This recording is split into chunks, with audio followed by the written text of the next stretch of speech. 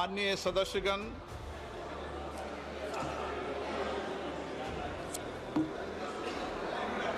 माननीय सदस्य अभय सिन्हा जी, आज तो फोटो खींच लिया है, आइंदा फोटो खींचा तो मुझे कार्रवाई करनी पड़ेगी। सदन ने गरिमा बनाए रखो। माननीय सदस्यगण, मुझे आपको ये सूचित करते हुए अत्यंत प्रसन्नता हो रही है कि हमारे सदन के विशिष्ट बॉक्स में जॉर्जिया की संसद के चेयरमैन का उच्च स्तरीय संसदीय शिष्टमंडल उपस्थित है। मैं अपनी ओर से तथा सदन के सभी मान्य सदस्य की ओर से उनका हार्दिक अभिनंदन करता हूं, स्वागत करता हूं। माननीय श्री शाल पापुआ शिल्ली और उनके संसदीय शिष्टमंडल की भारत यात्रा दोनों देशों के संबंधों की गहराई का प्रतीक है। उनकी इस यात्रा से दोनों देशों के द्विपक्षीय सहयोग और संबंध और मजबूत होंगे। हम भारत में उनके सुखद, सफल एवं मंगलमय प्रवास की कामना करते हैं। उनके माध्यम से हम जॉर्जिया की संसद तथा वहां की मित्रवत जनता को बधाई और शुभकामनाएं देते हैं। प्रश्नकाल। प्रश्न संख्या 21 श्री वीके श्रीकंदन।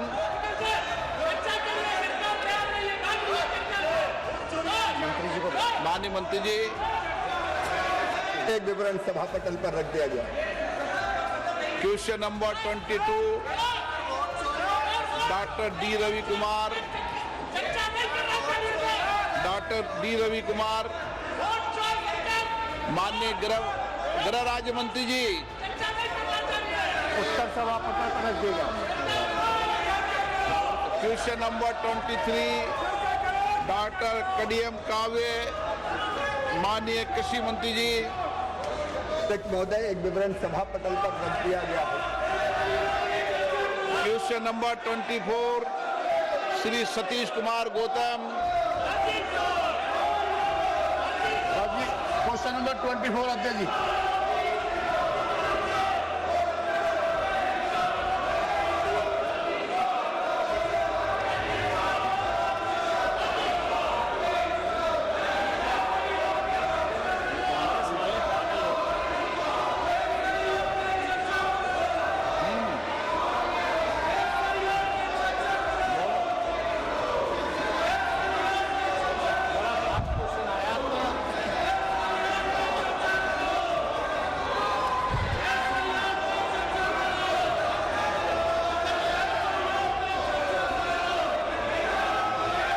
सदन के पटल पे रखा है।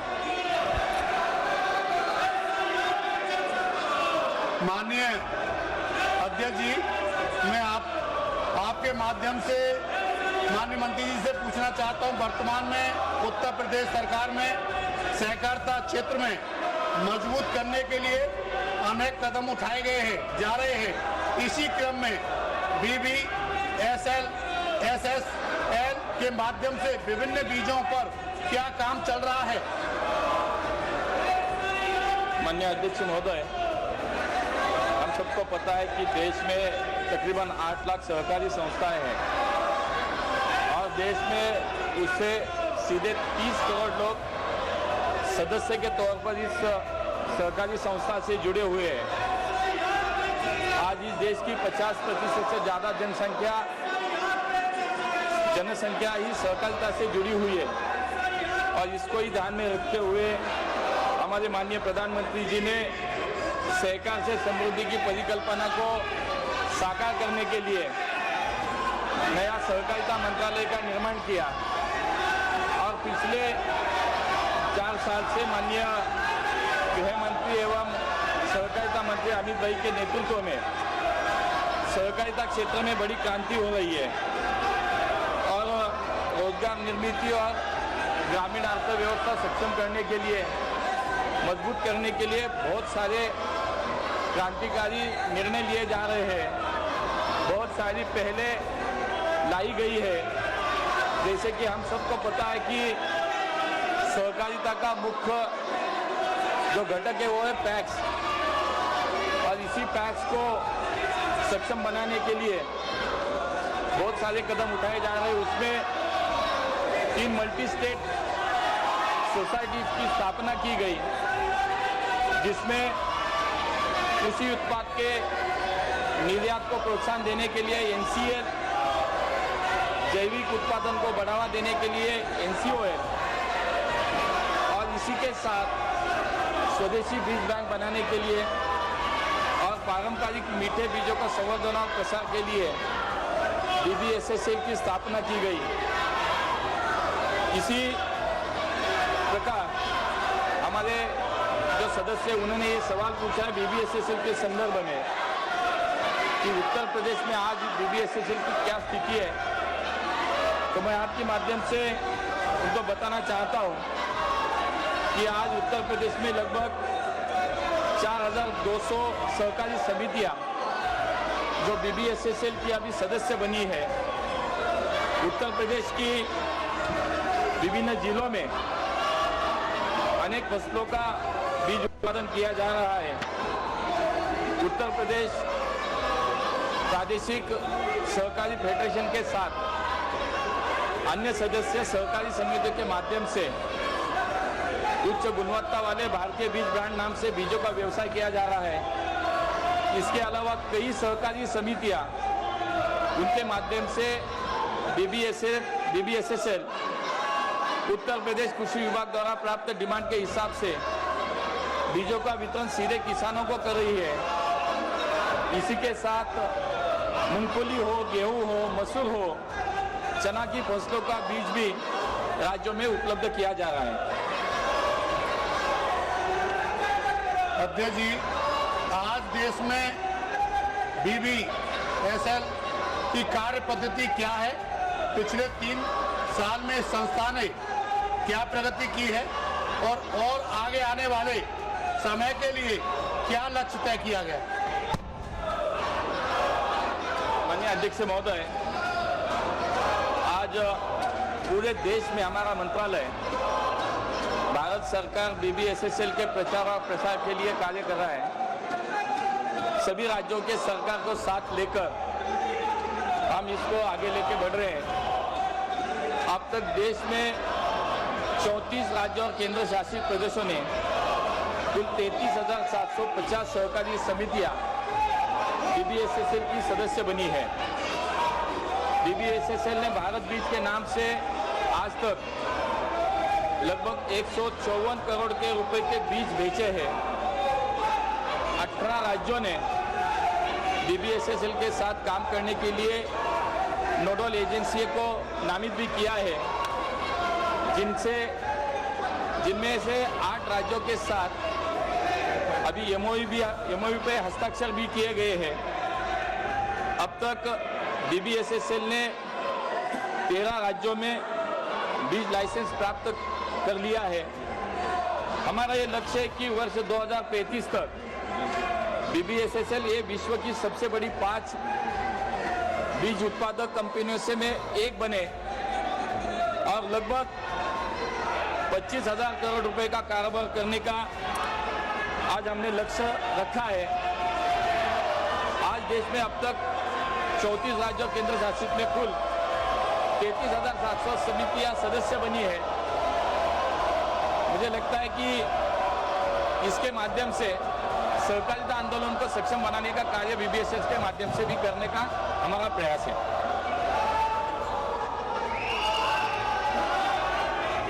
सौमित्र खान।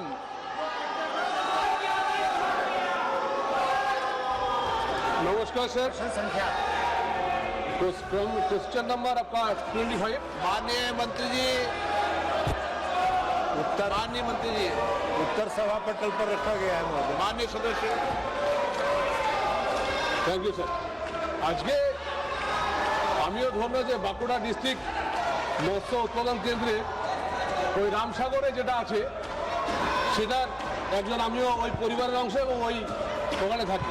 তো আমার কোশ্চেন হলো, পশ্চিমবাংলায় এই 5 বছরে 545 কোটি টাকা আপনার স্যাংশন হয়েছে, কিন্তু তার মধ্যে এই এই তৃণমূল সরকার খরচ করছে মাত্র 51 কোটি টাকা। যে টাকা খরচ হয়নি সেই টাকা কি ডাইরেক্ট আপনার মৎস্য দপ্তরের ডিপার্টমেন্ট এবং মৎস্য দপ্তরের যে সংগঠনগুলো আছে, যে সমবায়গুলো আছে, সেগুলোকে কি সোজাসুজিভাবে সেন্ট্রাল গভর্নমেন্ট থেকে ওদেরকে ডাইরেক্ট পেমেন্ট করা যাবে? এবং এই যে রাজ্য সরকার খরচ করতে পারছে না, কারণ রাজ্য সরকার এখানে প্রতিদিন নাটক করে, রাজ্য সরকার এখানে খরচ করতে পারছে না, তার জন্য এই সমবায় গোষ্ঠীগুলোকে ডাইরেক্ট পেমেন্ট দেওয়া কোনো অপশন আছে কিনা, সেটা আমি মন্ত্রী মহোদয়ের কাছে আমার জিজ্ঞাসা করব।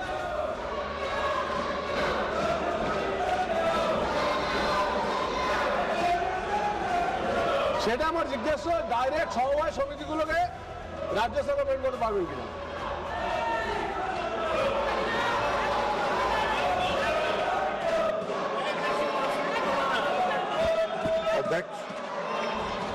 अध्यक्ष महोदय, माननीय सदस्य का जो प्रश्न है वो बहुत ही माकूल है, इसलिए कि हमारे देश के प्रधानमंत्री आदरणीय नरेंद्र मोदी की यह धारणा है कि हमको अगर विकसित भारत बनाना है तो सभी राज्यों का और सभी क्षेत्र में समान रूप से विकास हो, और जब तक सभी राज्य विकसित नहीं होंगे, हर क्षेत्र विकसित नहीं होगा, तब तक हम विकसित भारत की कल्पना नहीं कर सकते। और इसी उद्देश्य को ध्यान में रख के आदरणीय प्रधानमंत्री नरेंद्र मोदी जी इस योजना को मत्स्य पालन के क्षेत्र में जो उन्होंने प्रधानमंत्री मत्स्य संपदा योजना प्रारंभ किया, उसने पूरे देश में मछली के उत्पादन में एक क्रांति लाने का काम किया। लेकिन दुख की बात यह है कि पश्चिम बंगाल की सरकार ने इसमें कोई सहयोग नहीं किया। अध्यक्ष महोदय, मुझे आपको बताना है कि 2 वर्षों तक 2020-21 और 2021-22 इन 2 वर्षों में राज्य सरकार ने प्रधानमंत्री मत्स्य संपदा योजना को स्वीकार नहीं किया। 22-23 से उन्होंने स्वीकार किया।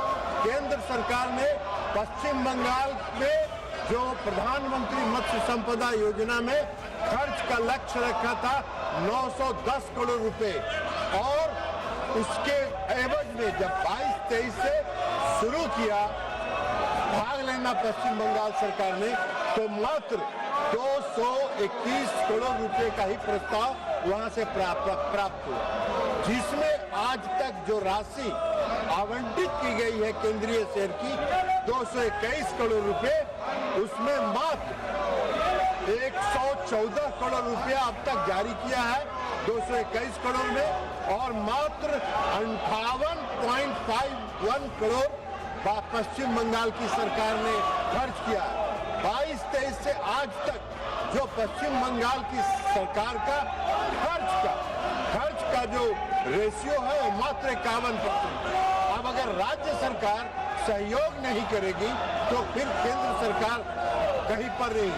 मैंने स्वयं पश्चिम बंगाल में जाके इसकी समीक्षा किया 2 अगस्त को इसी वर्ष, और बहुत ही कनीय रैंक के अधिकारी आए जिनको कुछ पता नहीं था।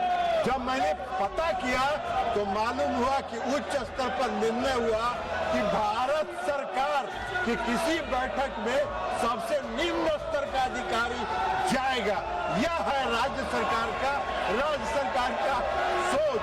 तो इस देश को विकसित करने का प्रधानमंत्री मोदी जी का जो लक्ष्य है, उसमें राज्य सरकार जहां सहयोग नहीं कर रही है वहां कठिनाई हो रही है।